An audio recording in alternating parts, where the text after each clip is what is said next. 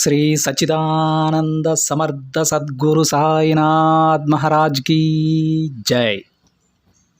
ముందుగా సాయి భక్తులందరికీ నమస్కారం అండి. వీడియో చూస్తున్న ప్రతి ఒక్కరిపైన ఆ సాయినాథుని ఆశీస్సులు ఉండాలని, బాబాగారి భక్తులందరూ ఎప్పుడూ కూడా ఆనందంగా సంతోషంగా వారి జీవితాన్ని గడపాలని మనస్ఫూర్తిగా కోరుకుంటూ ఈ వీడియోను అయితే స్టార్ట్ చేస్తున్నాను ఫ్రెండ్స్. ఇక ఈరోజు సందేశంలో బాబాగారు తన బిడ్డలతో ఈ విధంగా చెప్తూ ఉన్నారండి. తల్లి, నీ కష్టమంతా ఆఖరి ఘట్టానికి వచ్చేసింది. ఇకపై నీ జీవితం ఎంతో ఆనందంగా ఉండబోతోందమ్మా. నీ సాయి మాటలు వింటే నేనేం చెబుతున్నానో నీకే అర్థమవుతుంది. ప్రశాంతంగా విను అని బాబాగారు అంటూ ఉన్నారండి. ఈరోజు బాబాగారు తన బిడ్డలకు ఒక గొప్ప అదృష్టాన్ని అయితే తీసుకొచ్చారు. ఎంత గొప్ప అదృష్టం అంటే, ఇప్పటి వరకు తన బిడ్డలు పడుతున్న కష్టాలన్నీ కూడా ఆఖరి ఘట్టానికి వచ్చేసాయని బాబాగారు అంటూ ఉన్నారు. తమ పాప కర్మలన్నీ కూడా తీర్చేసి వారికి ఒక గొప్ప జీవితాన్ని బాబాగారు ప్రసాదించబోతున్నానని అంటూ ఉన్నారండి.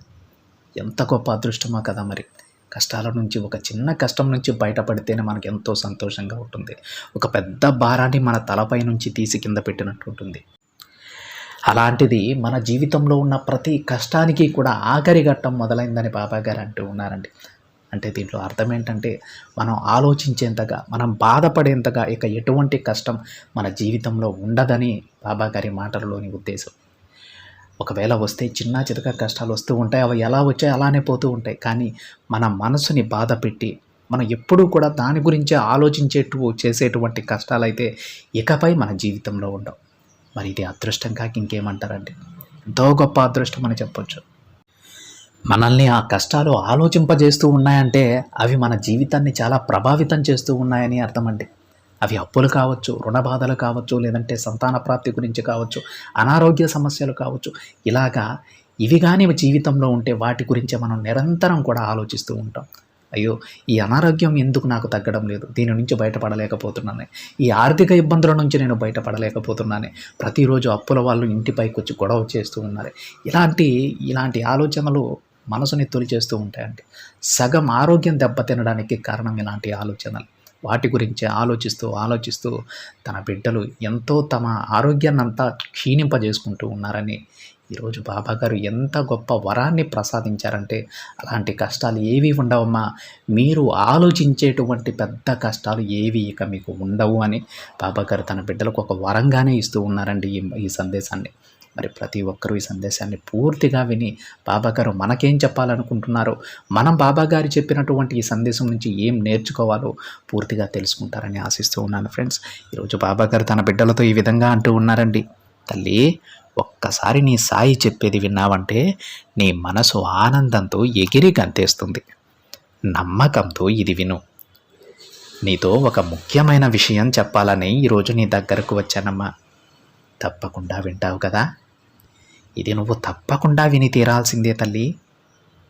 చూడమ్మా, ఇక రాబోయే రోజులలో నీ మనసు ఎంతో ప్రశాంతంగా ఉండబోతోంది. ఆనందకరమైన జీవితాన్ని నువ్వు అనుభవించబోతున్నావు తల్లి. ఇక నీకు ప్రశాంతంగా ఉండే మంచి కాలం వచ్చేసిందమ్మా. ఇక నీ ప్రయత్నం మాత్రం నువ్వు చెయ్యి చాలు, మిగతావన్నీ తనకు తానుగా జరిగిపోతాయి. ఇప్పటి వరకు నువ్వు ఎదుర్కొన్న ఓటములు, కష్టాలు అన్నీ తొలగిపోయి నీ జీవితంలోకి ఆనందం, సంతోషం రాబోతుంది. ధైర్యంగా ఉండు. నిన్ను ప్రతి క్షణం కంటికి రెప్పలా కాపాడుకునేది నేనే కదా. ఇప్పుడు కూడా నేను నీ ముందుకు ఎందుకు వచ్చానో తెలుసా? నీ కష్టాలను దూరం చేయడానికే వచ్చాను. నీ చుట్టూ ఉన్న వారంతా నిన్ను గాయపరుస్తున్నారని ఆలోచిస్తూ దిగులు పడకు, మనస్తాపం చెందకు. దాని గురించే ఆలోచిస్తూ నీ ఆరోగ్యాన్ని పాడు చేసుకోకు బిడ్డ. నీకు చెడు చేయాలని చూసేవారి నుంచి కొంచెం దూరంగా ఉండు చాలు. వారితో గొడవలకు దిగాల్సిన అవసరం లేదు, వాగ్వాదానికి దిగాల్సిన అవసరమూ లేదు. నీ పని నువ్వు చేసుకుంటూ నెమ్మదిగా వెళ్ళిపోతూ ఉండు. వాళ్ళ గురించి నీకెందుకు చెప్పు, నేనున్నాను కదమ్మా, నేను చూసుకుంటానులే. వాళ్ళ గురించి నువ్వు ఏమీ ఆలోచించకు. అలాంటి వారి మాటలు పట్టించుకోకుండా నీకు వీలైనంత సహాయం పక్క వారికి చేస్తూ ఉండు.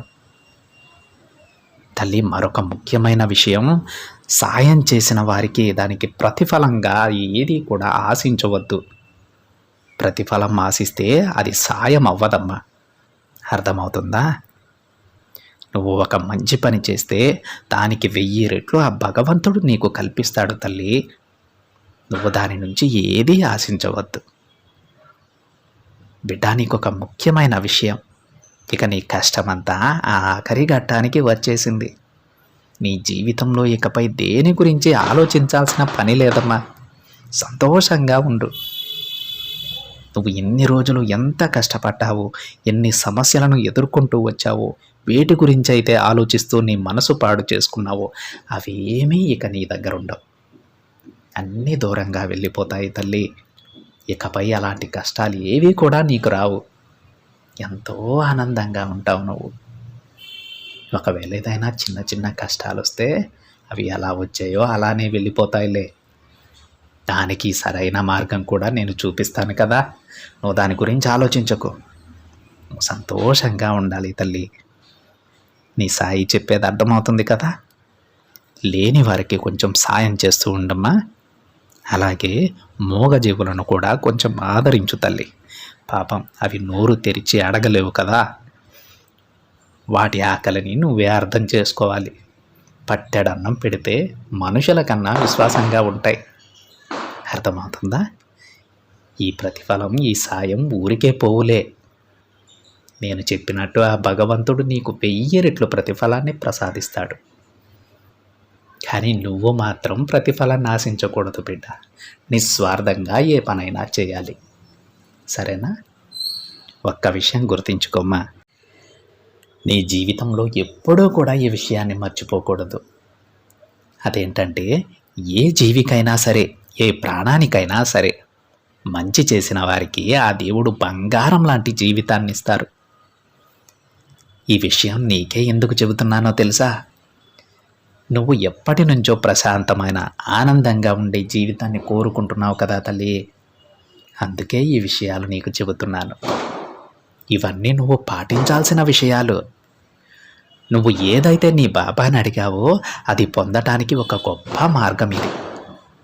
కాబట్టి ఏదైనా పని చేసే ముందు 1కి 10 సార్లు ఆలోచించి నిర్ణయం తీసుకో. ఇలా చేయడం వలన నీ జీవితం అంతా సిరి సంపదలతో పరిపూర్ణంగా ఉంటావమ్మా. రేపు ఉదయాన్నే నీ కోసం ఒక శుభవార్త నిన్ను వెతుక్కుంటూ వస్తుంది తల్లి. ఆ వార్త కూడా నీకు ఎంతో ఆనందాన్ని ఇస్తుంది.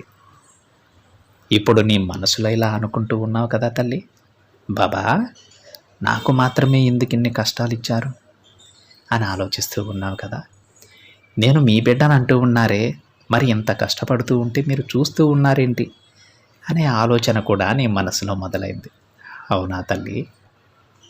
నాకు తెలుస్తుందిలే, నువ్వు చెప్పకపోయినా నాకు అర్థమవుతుంది. చూడమ్మా, జరిగేదంతా నీ మంచికే. అది నీకు ఇప్పుడు అర్థం కాదు. తప్పకుండా అది అర్థమయ్యే రోజు అతి దగ్గరలోనే ఉంది. నీ బాబా ఏది చేసినా నా బిడ్డల మంచి కోసమే చేస్తారని గుర్తుపెట్టుకో. అసలు నిజాన్ని తెలుసుకునే కాలం అతి త్వరలోనే వస్తుందిలే. ఆ రోజు నీకు అర్థమవుతుంది, అయ్యో బాబా ఇదంతా నా కోసమే చేశారు అని. నువ్వు నా దగ్గర పెట్టే కొన్ని ప్రార్థనలు నేను తీర్చడం లేదని నువ్వు కొంచెం బాధపడుతూ ఉన్నావు కదా తల్లి. అలాంటి సమయంలో కూడా నేను నిన్ను చూస్తూనే ఉన్నాను. చూడమ్మా, ఒక్క కోరిక నెరవేర్చలేదని బాధపడిపోతూ ఉన్నావు. మరి ఇన్ని రోజులు నీ బాబా ఎన్ని కోరికలు నీకు నెరవేర్చారు, ఎంత మంచి భవిష్యత్తు నీకు ప్రసాదించారు. అది మర్చిపోతావా తల్లి?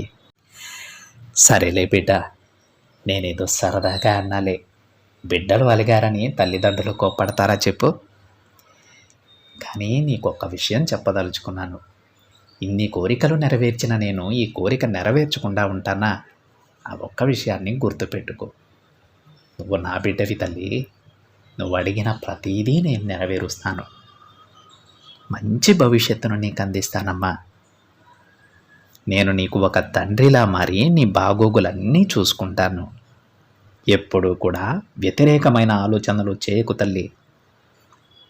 ఇక జరిగేవన్నీ నీ మంచి జీవితం కోసమే అని గుర్తించుకో. నీ కర్మదోషాలన్నీ తొలగిపోయాయి. ఇక నీ మనసు ఎలాంటి సందేహంలో పెట్టుకోకు. అన్నింటిలో నువ్వు విజయం సాధిస్తావమ్మా. ఇక నీకు మంచి కాలం వస్తుందని చెబుతున్నాను కదా, అది అలానే జరుగుతుంది. నీకు అని రాసి పెట్టింది అది అలానే ఉంది తల్లి. అది ఎక్కడికి వెళ్ళదు. ఎంతమంది ప్రయత్నించినా అది నీకే దక్కుతుంది. ఎందుకంటే అది కేవలం నీకోసం మాత్రమే. అర్థమవుతుందా? నువ్వు ఎదురు చూడని అదృష్టం కూడా నిన్ను చేరబోతోంది తల్లి. నీకు కావలసిన శుభవార్తను విని ఆనందపడు. నీకు ఒక సమస్య రాగానే భయపడిపోకు బిడ్డ. దానికి తప్పకుండా ఒక పరిష్కారం ఉంటుంది. నా బాబా ఆ పరిష్కారాన్ని అందిస్తారు అని నువ్వు నమ్మాలి. తప్పకుండా నీకు మంచి దారిని నేను చూపిస్తానమ్మా. ఇక నా వల్ల కాదు అని ఎప్పుడూ భయపడకు. నారు పోసిన వారు నీరు పోయకుండా ఉంటారా చెప్పు? అలానే నీకు ఆ దేవుడు సమస్య ఇస్తే దానికి పరిష్కారం కూడా ఆ భగవంతుడే ఇస్తారు. నువ్వు దాని గురించి ఆలోచించాల్సిన పని లేదు. దేనినైనా సరే ధైర్యంగా ఎదుర్కో. ధైర్యాన్ని నీ మనసులో నింపుకో తల్లి. అప్పుడు నీకంతా మంచే జరుగుతుంది. నీ లక్ష్యాన్ని నువ్వు చేరుకునే వరకు పరిగెడుతూనే ఉండాలమ్మా. అందరూ నిన్ను మెచ్చుకునే వరకు పరిగెత్తాలి. ఎవరైతే నిరంకుశంగా పోరాడుతూ ఉంటారో, అలసట లేకుండా నిర్విరామంగా పోరాటం చేస్తూ ఉంటారో, వాళ్ళు తప్పకుండా విజయాన్ని సాధిస్తారు. తప్పకుండా వారి లక్ష్యాన్ని చేరుకుంటారని గుర్తుపెట్టుకో. నీ సాయి చెప్పింది అర్థమైంది కదా తల్లి? ఇక ప్రశాంతంగా ఉండు అని బాబాగారు చెప్తూ ఉన్నారండి. ఈరోజు బాబాగారు మనకు చెప్పిన ఈ సందేశంలో మనం గుర్తుపెట్టుకోవాల్సినటువంటి ముఖ్యమైన విషయం ఏంటో తెలుసా అండి? మనం ఏదైనా సహాయం చేస్తే దాని నుంచి ప్రతిఫలం ఆశించకూడదు. దానికి తప్పకుండా భగవంతుడు 1000 రెట్లు మనకు తిరిగిస్తాడండి. కానీ దానిని మనం ఆశించి సహాయం చేయకూడదు. సహాయం అంటే మన మనసు కరిగి చేయాలండి. కష్టంలో ఉన్న వారిని చూసి మన మనసు కరిగి వాళ్ళకి సహాయం చేయాలి. వీరికి ఇది చేస్తే నాకు పుణ్యం వస్తుంది అనేటువంటి ఆలోచన మన మనసులో పెట్టుకొని ఏ పని చేయకూడదు. అదే ఈరోజు బాబాగారు చెప్తూ ఉన్నారు, తల్లి కష్టంలో ఉన్న వారికి సహాయం చేయి, ప్రతిఫలం ఆశించకుండా సహాయం చేయి. ఆ దేవుడు దానికి 1000 రెట్లు నీకు తిరిగిస్తాడు. ఆయన ఇచ్చేది ఇస్తూనే ఉంటాడమ్మా. కానీ దాని గురించి నువ్వు ఆశించకూడదు. నోరు లేని మూగ ప్రాణాలకు సహాయం చేస్తూ ఉండు. పట్టెడన్నం పెడితే విశ్వాసంతో నీ దగ్గరే ఉంటాయని బాబాగారు చెప్తూ ఉన్నారండి. అవి నోరు తెరిచి అడగలేవు తల్లి. వాటి ఆకలి నువ్వే అర్థం చేసుకుని వాటి కడుపు నింపు అని బాబాగారి అర్థం. ఆ తండ్రి మాటలలో ఉన్నటువంటి అర్థం. ఎందుకంటే సమస్త జీవరాశులు కూడా బాబాగారి బిడ్డలే. బాబాగారే వాటి బాగోగులు చూసుకోవాలి. అది ఆయన బాధ్యత. అందుకే బాబాగారు ఉన్నవారికి మంచివారికి ఇంకొంచెం వాళ్ళకి సిరి సంపదలను ఇంకొంచెం పెంచి వారి ద్వారా 10 మందికి సహాయం అందేలాగా బాబాగారు చూసుకుంటూ ఉంటారు. వాళ్ళకి వాళ్ళ కోరిక నెరవేరుస్తారు. అదేవిధంగా వారి ద్వారా మిగతా వారి కడుపు నింపి వాళ్ళ ముఖంలో కూడా ఆనందాన్ని బాబాగారు చూస్తూ ఉంటారు. తన బిడ్డలు ఎప్పుడూ ఆనందంగా ఉండాలనే బాబాగారు కోరుకుంటూ ఉంటారు. ఆ సంతోషం కోసం ఎవరికైతే ఇవ్వాలో వారికి మాత్రమే ఇస్తారు. వారి ద్వారా ఎవరికైతే అందాలో వాళ్ళ దగ్గరికి చేరుస్తారు. ఈ విధంగా ఆ తండ్రి సర్వాంతర్యామి. ఎవరికి ఏది ఎప్పుడు ఇవ్వాలో, అది ఎప్పుడు వారి దగ్గరకు చేరాలో, ఎవరి దగ్గర నుంచి దాన్ని చేర్చాలో అన్నీ కూడా ఆ తండ్రి చూసుకుంటారండి. మనకి సిరి సంపదలు కలుగుతున్నాయంటే దానికి అర్థం ఏంటో తెలుసా? బాబాగారు మనల్ని నమ్మారని, మనల్ని తన సొంత బిడ్డలుగా స్వీకరించారని, మన ద్వారా 10 మందికి సహాయం అందాలని బాబాగారు ఆశిస్తున్నారని అర్థం చేసుకోండి. ఎంతో మంచి మనసు ఉంటే తప్ప వాళ్ళు చేసిన ప్రతి పనిలో విజయం రాదండి. ఎంతో కష్టపడొచ్చు కొద్ది రోజులు, కానీ ఆ కష్టాలన్నీ మైమరపించేలా ఒక గొప్ప జీవితాన్ని మంచి బిడ్డలకు ప్రసాదించుకొని వారి ద్వారా కష్టాలలో ఉన్న మరికొంతమందికి సహాయం అందేలా బాబాగారు చూసుకుంటారు. అందుకే చెబుతున్నాను, ఎప్పుడు ఎవరికి ఏది అందాలి, అది ఎవరి దగ్గర నుంచి అందాలో కూడా బాబాగారే నిర్ణయిస్తారు. అందుకే ఈరోజు బాబాగారు తన బిడ్డలతో అంటూ ఉన్నారు, నీకు సిరి సంపదలు నేను ప్రసాదిస్తానమ్మా, ఆకలి అన్నవాడికి అన్నం పెట్టు చాలు అని బాబాగారు తన బిడ్డలకు చెప్తూ ఉన్నారండి.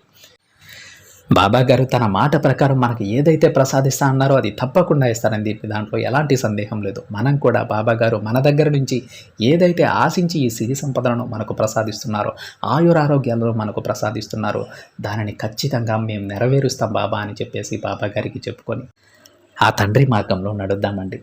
ఇది ఫ్రెండ్స్ ఈరోజు బాబాగారి సందేశం.